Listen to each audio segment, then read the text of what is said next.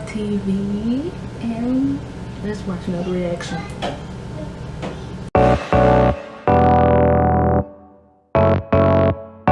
While the is in the house, I asked him not to bring no in the house. I even came over here to help him with these kids because he won't watch these kids.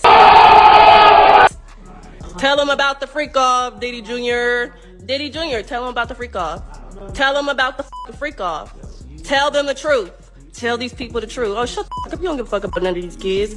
Do y'all see a fucking picture in this house of a fucking kid? He don't care about these kids. All he care about is doing drugs, drinking alcohol, fucking these hoes. That's what you care about. So let's go. I'ma Diddy bop the fuck up out of here. You and your freak off. You can get back to your freak off in a minute.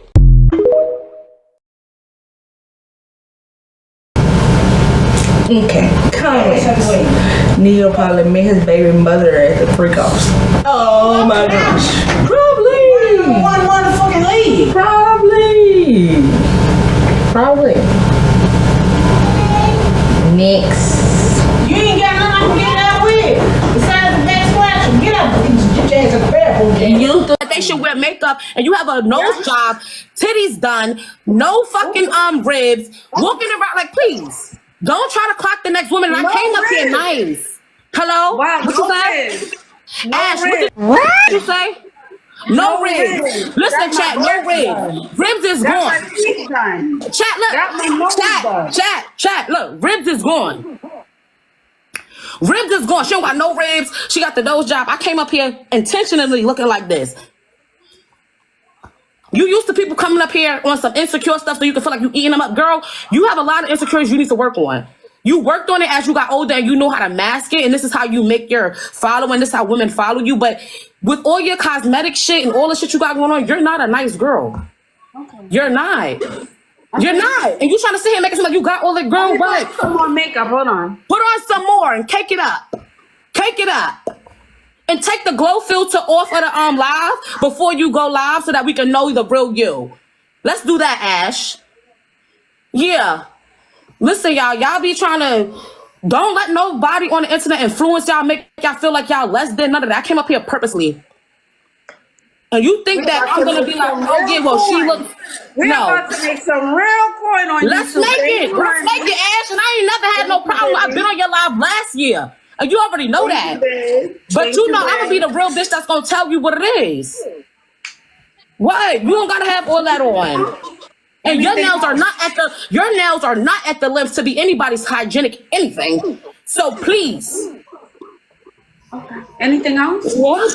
Yeah. Anything else you wanna add? No. She said she the top fan I am. I was a fan. But I didn't like that one little comment.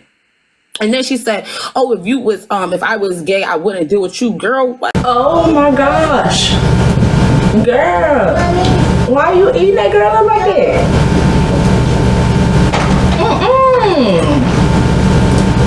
No, ma'am. She said, if you...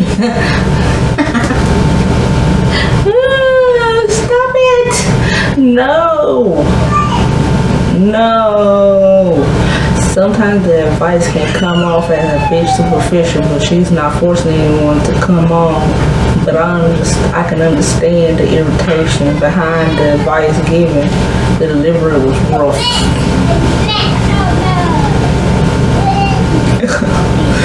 Oh, that was a bit, I don't know that beef, but that's crazy. Okay, so if you're trying to figure out what's going on with the whole Samira and Takara situation, let me break it down to you really quick. I'm going to start with like the gist of what's going on to how I understand it, and then I'm going to end with my thoughts about it. So, sorry, I had to clean my camera. So Samira is like a fashionista / plus size influencer who has made herself known for calling out brands for like wanting the plus size dollar, but not treating the plus size customer with sense. I know, I'm sorry. So then there's Takara, who's like a comedian, okay, who had just started coming up on my For You page, and I thought she was sort of funny. I was going to give it a chance, but after this, I don't know. So Samira made a video basically talking about Walmart and how she's so proud of Walmart for putting plus size clothing in the front of the store and not hidden in the back, because that's like a whole series that she does where she's like, They put the plus size customer stuff all the way in the back all the time, next to clearance, next to maternity, with no respect, basically. But then as she's looking at trying to look for the plus size clothes, she realizes that even though the signage in the front says plus size, none of the plus size clothes are there. So she's like, where the heck are the plus size clothes? She goes around the corner, she finds it, but she's like, this is a mismatch. So if somebody comes in here and they're looking for plus size clothes, they're not going to be able to find it. Then maybe they're not going to buy it. And this is raising a red flag for her, because she has been a part of the plus size community for a while, where brands will come out and they will say, hey, we're going to like sell to everybody. And then they turn around and they're like, actually, your body doesn't count, though. We're not going to have your stuff in stores. So this is like her whole thing. She's calling it out because she's like, this is ridiculous yet again. From what I understand, Takara got into the comments of this video and basically was like, well, damn, they have the plus size. What more do you want from them? To which Samira's like, I want them to put the clothes where they said they're going to put the clothes. Just like I want my comedians to be funny. Now, this is where things start going back and forth. They go back and forth in the comments for a little bit. And Takara basically is like, I think you read my comment in the wrong tone. No, she read what you wrote. And then Samira makes a response video. She makes one response video basically saying that Takara ain't that funny and she can't dress. That's the gist of what she says. And this is why Takara has like, if you're seeing Takara's response videos or like screenshots of live or whatever on your For You page, that was why. She keeps saying that she's responding to Samira's rude video about her career and her comedy and blah, blah, blah, blah, which Samira basically said in her video, I'm trying to be rude. You were in my comments trying to tell me that I wasn't reading the tone correctly, which is not correct. You left a snarky comment on a video where I clearly say, why is the stuff not where it's supposed to be? And that's the gist. That's the gist of what's going on now. The response from Takara after Samira says that she ain't funny and she can't dress is very, very nasty. She basically says that she's fat and she's flopping around. She's doing all this stuff. She's not wearing clothes that fit her. La, la, la, la, la. Like, and the response, people are like, well, that was fat phobic. Takara's like, I can't be fat phobic because I myself am fat. I'm a, quote, chunky monkey. Yeah, so she then pulls up like the dictionary definition of phobic to be like, I'm not scared of fat people. La, la, la, it don't make any sense. Yeah. So that's the gist of what you're seeing as far as drama. And then like sometimes people are talking about it. I will now talk about it. So thank you. I'm gonna hear her thoughts, but yeah. No. Then she's saying Samara said something to her first, just lying. Yeah. My whole thing is you fat, both you fat. Like you can't say something fat to somebody, fat phobic to somebody that's fat and you're fat. Like you can't do that. Like no ma'am.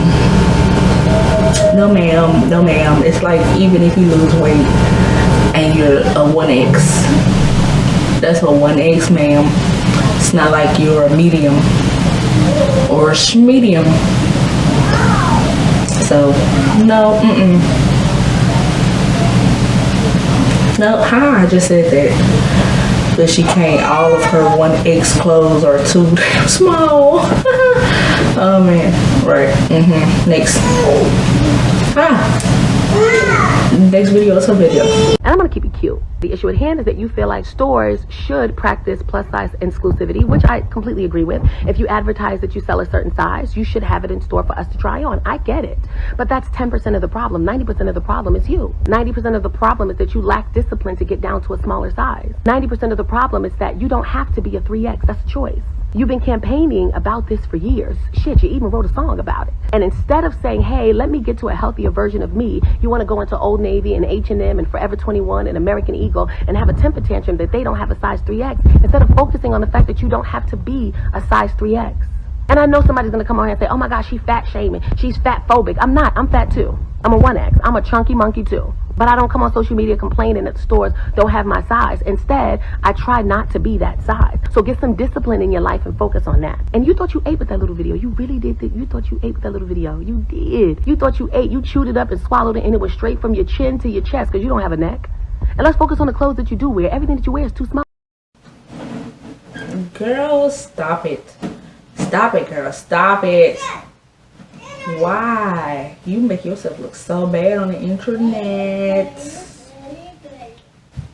Girl. She's saying your clothes are too small, but don't want stores to sell clothes in your size. Make it make sense. Right, make it make sense. Like how? Let's talk about the downfall of Brightshear Gray, also known as Hakeem on Empire. This is a prime example of how the industry in Hollywood will literally chew you up and spit you out when they're done with you. He was one of those people, he was definitely going to be up next in the industry. You know, he was a hit on Empire. He was casted in the New Edition movie. And aside from all of that stuff, he just looked very youthful. He looked like he had some life to him. And eventually he started bumping shoulders with a lot of higher ups in the industry. So then once you start climbing up the rank, you then got to start doing some strain. If you know, you know. But I knew it was kind of interesting when I saw him doing the Taylor Swift lipstick battle, because it really didn't seem like that was much of his character. Fast forward, we see the consequences of his action show up because he's arrested for domestic violence against his wife. But he looked like a shell of himself. Like whatever youthfulness is there, it is gone. Like I remember the first time I saw it, I was like, what happened to that boy? Fast forward to recently, he's on Twitter and we are seeing Hakeem in a new light. Baby, he is busting it open in different angles. I've always said with straight OnlyFans creators, if you're really desperate for money, it takes no time before you start hooking up with guys, even if you're not into it. You know, he started off just showing his little ding-a-ling. Once that money was thrown out, he's showing the butt. More money, now he bending it over. More money coming in, now it's men over there eating him out. And he swore up and down that's not what he into. But regardless of his orientation, you can see something is off. Like you can literally see he's a shell of himself. Something is off. Yes, his personal decisions play a part, but with everything coming to the light, it makes you wonder what happened behind the scenes because he had a promising career.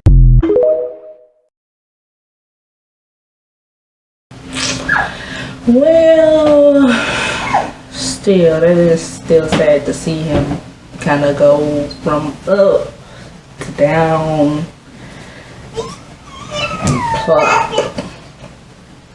Because, oh my gosh, he just done. Oh, maybe he shouldn't have went to Hollywood. Maybe he should have stuck with somebody else. Maybe another artist or something as a mentor or something. I don't know. Like, not Diddy or Will Smith.